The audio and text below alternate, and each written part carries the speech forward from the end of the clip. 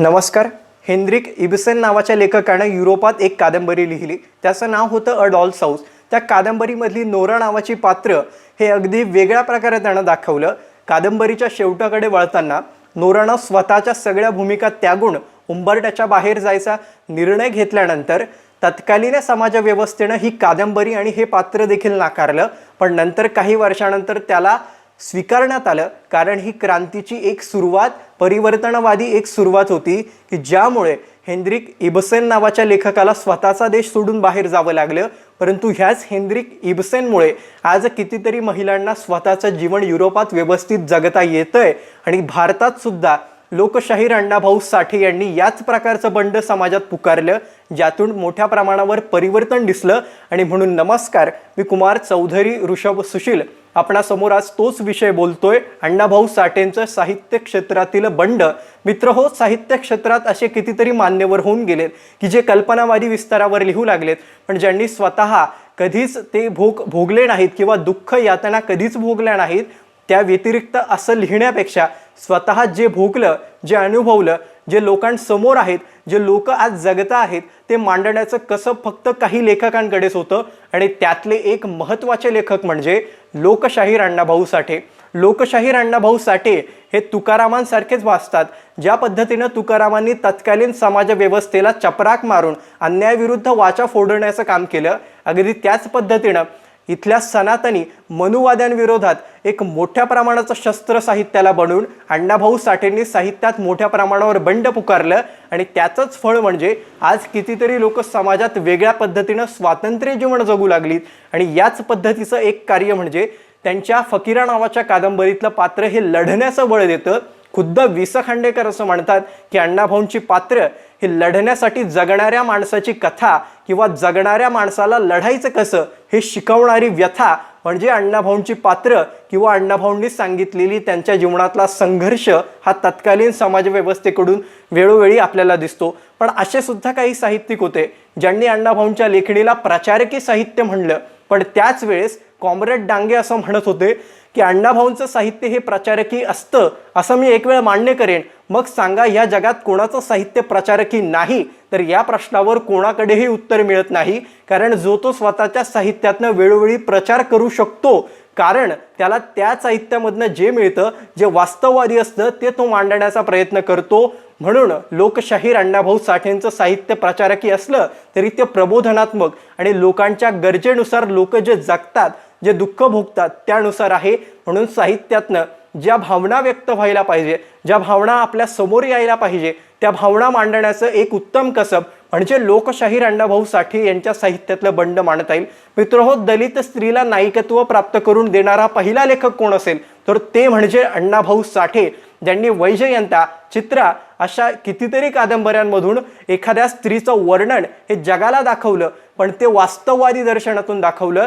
ज्या पद्धतीनं वैजयंताचा संघर्ष, चित्राचा संघर्ष त्यांनी त्या कादंबऱ्यांमधून मांडला, त्या पद्धतीनं तत्कालीन परिस्थितीमध्ये असणाऱ्या कितीतरी स्त्रियांच्या जीवनातील व्यथा मांडणारा हा एक महत्त्वाचा लेखक म्हणून बघितला गेला, ज्यानं कधीही मोठी जात किंवा खालची जात हा भेद केला नाही, किंवा वरच्या जातीतल्या महिलांवर लिहायचं नाही, फक्त खालच्या जातीतल्या महिलांवर लिहायचं, हा भेद कधीच नाही केला. म्हणजे काय तर अण्णाभाऊंचं वैशिष्ट्य म्हणजे अण्णाभाऊंनी फक्त दलित स्त्रियांवर लिहिलं असं नाही, तर अण्णाभाऊंनी समाजात वंचित, शोषित, गरीब, कष्टकरी अशा कितीतरी स्त्रियांवर लिहिलं. इतकंच काय की वेश्या व्यवसायाला कंटाळून जेव्हा एखादी शकीना नावाची पात्र जे फुलपाखरू नावाच्या कादंबरीमध्ये मांडलंय, ती शकीना जेव्हा अण्णाभाऊंच्या घरासमोरून पळत होती स्वतःचा जीव वाचवण्यासाठी, तेव्हा याच शकीनाला जीव वाचवून या शकीनावर सुद्धा एक कादंबरी लिहिणारे अण्णाभाऊ साठे किती महान आणि किती मोठ्या दर्जाचे लेखक होते हे आपल्याला दिसून येतं. तत्कालीन व्यवस्थेत अण्णाभाऊंचा दर्जा हा आंतरराष्ट्रीय स्तरावर सुद्धा होता. रशियाचे पंतप्रधानांचे एक लाडके भारतीय म्हणून अण्णाभाऊ साठे होते. जेव्हा त्यांना प्रश्न विचारण्यात आला की तुमच्या दृष्टीनं भारतातील कोणते व्यक्तिमत्व तुम्हाला आवडतात, तेव्हा त्यांनी राज कपूर आणि अण्णाभाऊ साठे यांचं नाव दिलं. त्यानंतर भारतात अण्णाभाऊ साठेंबद्दल चर्चा सुरू झाल्या. 2019च्या सप्टेंबरमध्ये जेव्हा शरद गायकवाड सर रशियाला विद्यापीठांमध्ये चर्चा करायला जातात, तेव्हा अण्णाभाऊंच्या साहित्यावर आंतरराष्ट्रीय चर्चासत्र होऊ लागतात आणि याच आंतरराष्ट्रीय चर्चासत्रांमधून एक बाब समोर येते की भारतामध्ये अण्णाभाऊंच्या साहित्याला इतक्या मोठ्या प्रमाणात दर्जा मान सन्मान मिळाला नसेल, पण जगाच्या दृष्टिकोनातनं हा परिवर्तनवादी आणि क्रांतिकारी लेखक होऊन गेला हे मात्र तितकंच खरं। आणि म्हणून शरद गायकवाड सर असं म्हणतात की भारतामध्ये अण्णाभाऊंवर सध्या मोठ्या प्रमाणावर PhD करावी आणि त्यातून अण्णाभाऊंचं साहित्याला मिळालेलं योगदान हे नक्कीच वाखाणण्याजोगं आहे। ते टिकवण्यासाठी आपण सर्वांनी एकत्र यायला हवं। जात पात धर्म पंथ याच्या व्यतिरिक्त अण्णाभाऊंनी लेखन केलं। ही पृथ्वी शेषनागावर तरली नसून ही पृथ्वी गरीब कष्टकरी यांच्या तळहातावर आहे। हे तत्कालीन संस्कृतीला न मान्य असणारं विधान सुद्धा आज तंतोतंत लागू पडतं आणि वास्तववादी दर्शनातून बघितलं तर ते खरं देखील आहे असं आपल्याला मानता येईल। कारण अण्णाभाऊंच्या लेखणीतून वास्तववादी दर्शन नक्कीच होतं, पण अण्णाभाऊ कधीही स्वतःच्या स्वार्थासाठी लिहित नव्हते। तर अण्णाभाऊ साहित्यातला एक वेगळा वाद सोडून स्वतःच्या साहित्यात मॉडर्न आणि क्लासिकल रूपकांचा वेगळा संगम न रोवता रिअलिझम वास्तववादावर लिहू लागलेत आणि वास्तववाद जो तत्कालीन संस्कृतीमध्ये चालू होता, संयुक्त महाराष्ट्राचा लढा असेल किंवा त्याआधी कितीतरी असे लढे असतील त्यावर लिहू लागले। अर्थात अण्णाभाऊंवर मार्क्सिझमचा प्रभाव होता, मार्क्सवादी लेखकाची ही पार्श्वभूमी होतीच, पण अण्णाभाऊंचा तो प्रभाव म्हणजे जेव्हा रशियातील मार्क्सवादी लेखकांनी वेळोवेळी वेगवेगळ्या पद्धतीनं गरीब कष्टकरी जनतेची बाजू समजून घेतली, त्याच पद्धतीची बाजू अण्णाभाऊंनी भारतात देखील समजून घेतली आणि यातून अंधश्रद्धा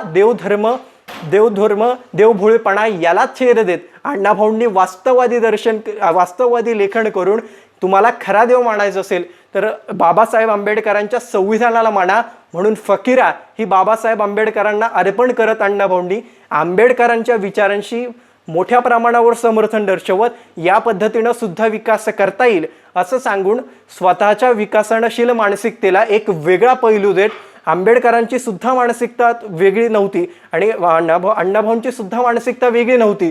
दोघांचं काम एकच होतं की समाजामध्ये परिवर्तन घडवून आणायचं, पण दोघांचे मार्ग जरी वेगवेगळे असले तरी काम एक असल्यानं दोघांनी वेळोवेळी वेगवेगळ्या प्रकारचा संघर्ष केलेला दिसतो आणि साहित्यातलं हे अमर दिव्य वेगवेगळ्या पद्धतीनं अनुभवलं जावं, लोकांसमोर यावं आणि स्वतः अण्णाभाऊंच्या शब्दात विषयाची सांगता करतो। जे हौसेने उपवास करतात त्यांच्या साहित्यात विनोद येतात, पण जे सक्तीने उपवास करतात त्यांच्या साहित्यात मात्र क्रांतीच्या ठिणग्या जन्माला येतात। ह्या क्रांतीच्या ठिणग्या प्रत्येकाला नवी प्रेरणा देऊ, समाजातील अन्यायाविरुद्ध वाचा फोडण्याचं आज सुद्धा सामर्थ्य देऊ आणि अण्णाभाऊंना कोटी कोटी प्रणाम। इतकाच आशावाद, मनपूर्वक धन्यवाद।